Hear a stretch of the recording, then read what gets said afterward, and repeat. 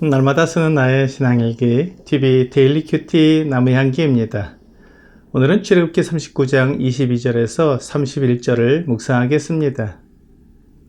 그가 에봇 받침 긴 옷을 전부 청색으로 쪄서 만들되 그 옷의 두 어깨 사이에 구멍을 내고 갑옷깃같이 그 구멍 주위에 깃을 짜서 찢어지지 않게 하고 청색, 자색, 홍색 실과 가는 배실로 그 옷 가장자리에 석류를 수놓고 순금으로 방울을 만들어 그 옷 가장자리로 돌아가며 석류 사이사이에 달되 방울과 석류를 서로 간격을 두고 번갈아 그 옷 가장자리로 돌아가며 달았으니 여호와께서 모세에게 명령하신 대로 하였더라.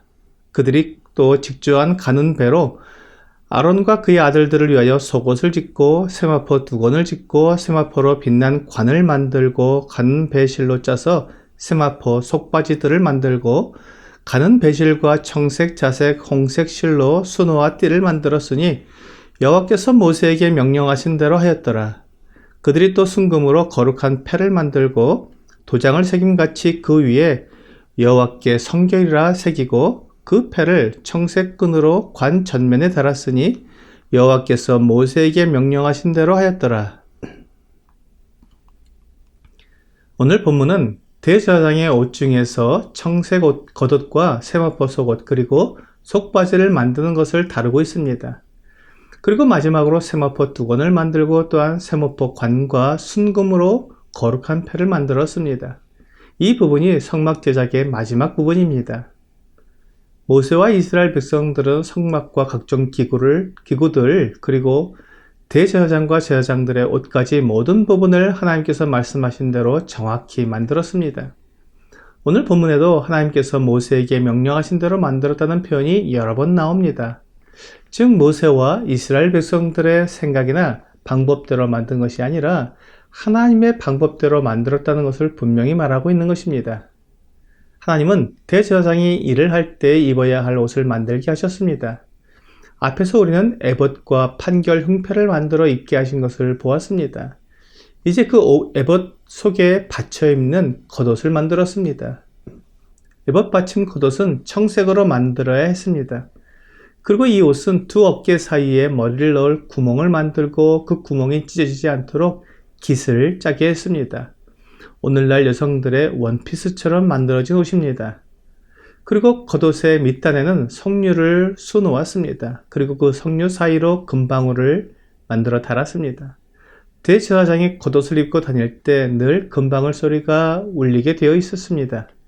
대제사장과 제사장들은 가는 배로 직주한 속옷을 입었습니다. 그리고 그 안에 세마포 속바지를 만들어 입었습니다. 대제사장은 이렇게 여러 벌의 옷을 입고 직무를 행했습니다.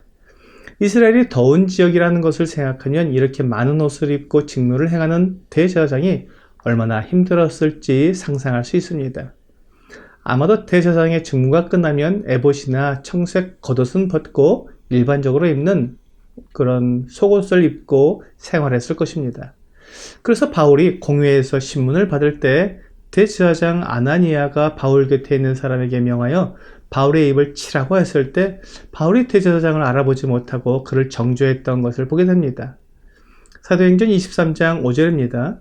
바울이 이르되 형제들아 나는 그가 대제사장인 줄 알지 못하였노라. 기록하였으되 너의 백성의 관리를 비방하지 말라 하였느니라 하더라. 바울을 신문할 때 대제사장이 속옷을 입고 자리에 앉았다면 그가 대제사장인 줄 알아보지 못했을 것입니다. 대제사장의 옷에 가장 마지막으로 다루고 있는 것이 대제사장의 관입니다. 그리고 그 앞에 달아놓은 금패입니다. 대제사장의 그 관은 세마포로 만들었고 그 앞에 금으로 된 패를 만들고 여호와께 성결이라고 새겨 넣었습니다. 대제사장이 관을 쓸 때에는 이 금패가 관에 붙어 있어서 대제사장이나 백성들이 모두 여호와께 성결한 삶을 살도록 촉구하고 있는 것을 볼 수 있습니다. 우리가 어떤 사람을 만나면 그 사람의 얼굴을 보게 됩니다. 그러므로 그가 머리에 쓰고 있는 모자나 관을 보고는 그가 어떤 사람인지 또는 어떤 신분을 가진 사람인지 알아볼 수 있습니다. 그래서 군인들은 모자에 계급장을 붙이고 그가 어떤 신분인지를 나타내고 있습니다. 대제사장은 머리에 관을 쓰고 금패를 붙여서 그가 대제사장임을 나타냈습니다. 신약 성경은 믿는 자들에게 면류관을 주시겠다고 약속을 하고 있습니다. 의의 면류관, 생명의 면류관, 그리고 영광의 면류관이 있습니다. 이 면류관들은 주님께서 친히 주시는 상급입니다. 머리에 면류관을 쓴다는 것은 그가 왕이라는 뜻이며 승리자라는 뜻입니다. 이 모든 면류관은 믿음으로 모든 어려움과 시험을 참고 견딘 자들에게 주는 상급입니다. 이러한 상급이 우리를 위해 준비되어 있습니다. 예수 그리스도를 믿는 모든 성도들은 이 땅에서 환난과 어려움을 겪기도 하지만 그들의 신분은 영광의 하나님의 자녀들입니다. 베드로전서 2장 9절은 그러나 너희는 택하신 족속이요 왕같은 제사장들이요 거룩한 나라요 그의 소유가 된 백성이니 이는 너희를 어두운 데서 불러내어 그의 기이한 빛에 들어가게 하신 이의 아름다운 덕을 선포하게 하려 하심이라 라고 말씀하고 있습니다. 하나님은 우리를 왕, 제사장, 하나님의 소유로 부르셨습니다. 그리고 그 일을 잘 감당한 자에게 면류관을 주실 것입니다.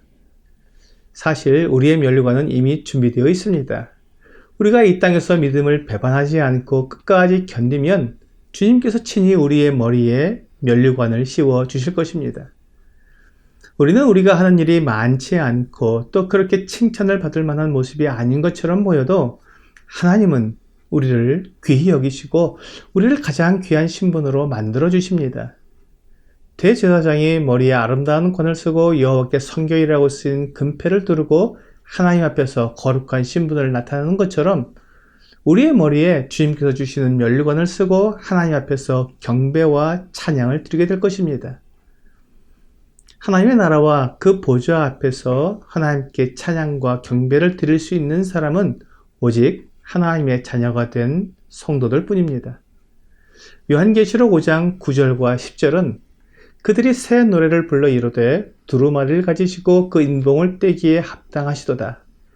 일찍이 죽임을 당하사 각 족속과 방언과 백성과 나라 가운데서 사람들을 피로 사서 하나님께 드리시고 그들로 우리 하나님 앞에서 나라와 제사장들을 삼으셨으니 그들이 땅에서 왕노릇하리로다 하더라 라고 말씀하고 있습니다. 어린 양의 피로 구원받은 성도들이 가진 놀라운 신분은 하늘에서나 땅에서나 영원히 변하지 않을 것입니다. 오늘의 적용 질문을 보겠습니다. 나는 내 자신에 대해 얼마나 자랑스럽고 영광스럽게 생각합니까? 이 세상의 가치관으로는 우리 자신이 자랑스럽거나 영광스럽게 생각되지는 않을 수도 있습니다. 하지만 하나님의 눈으로 보면 우리는 가장 귀한 존재들입니다. 오늘 하나님께서 우리에게 주신 신분을 생각하고 소망하며 믿음으로 이 세상을 끝까지 이겨나가는 여러분과 제가 되기를 주 예수님의 이름으로 기도합니다.